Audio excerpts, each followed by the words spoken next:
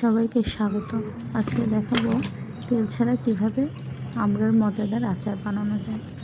আমড়াগুলোকে ভালোভাবে ধুয়ে এর খোসাটা ছড়িয়ে নিচ্ছি। তারপরে আমি একে ছোটো ছোটো টুকরো করে কেটে নেব। আঠিটা কিন্তু ফেলে দিতে হবে। তারপরে চিনি দিয়ে মেখে 1 ঘন্টা রেখে দেব। 1 ঘন্টা পরে এর ভিতর থেকে কিন্তু পানি বের হয়ে যাবে। তো দেখুন, এর ভিতরে আমি একটি প্যানে শুকনো মরিচ, 5 ফোড়ন আর তেজপাতা ভেজে নেব। ভাজা হয়ে গেলে সেগুলোকে আমি হালকাভাবে গুঁড়ো করে নেব। একদম মিহি গুঁড়ো আমি করব না।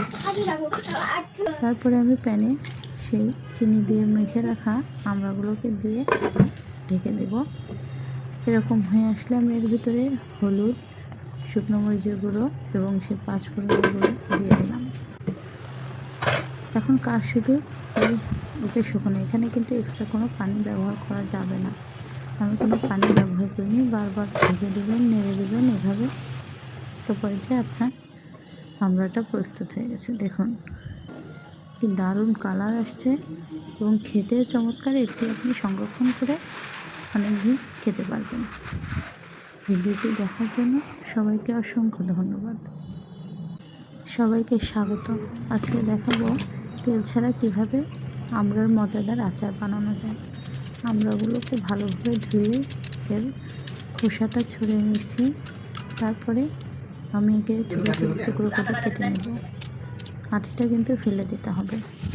তারপরে চিনি দিয়ে মেখে 1 ঘন্টা রেখে দেব। 1 ঘন্টা পরে এর ভিতর থেকে কিন্তু পানি বের হয়ে যাবে। তো দেখুন, এর ভিতরে আমি একটি প্যানে শুকনো মরিচ, 5 ফোড়ন আর তেজপাতা ভেজে নেব। ভাজা হয়ে গেলে সেগুলোকে আমি হালকাভাবে গুঁড়ো করে নেব। একদম মিহি গুঁড়ো আমি করব না।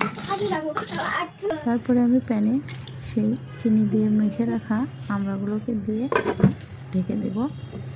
এরকম হয়ে আসলে আমি এর ভিতরে হলুদ, শুকনো মরিচের গুঁড়ো এবং সেই 5 ফোড়নের গুঁড়ো দিয়ে দিলাম। এখন কাজ শুধু ওকে শুকানো। এখানে কিন্তু এক্সট্রা কোনো পানি ব্যবহার করা যাবে না। আমি কোনো পানি ব্যবহার করিনি। বারবার ঢেকে দেবেন, নেড়ে দেবেন এভাবে।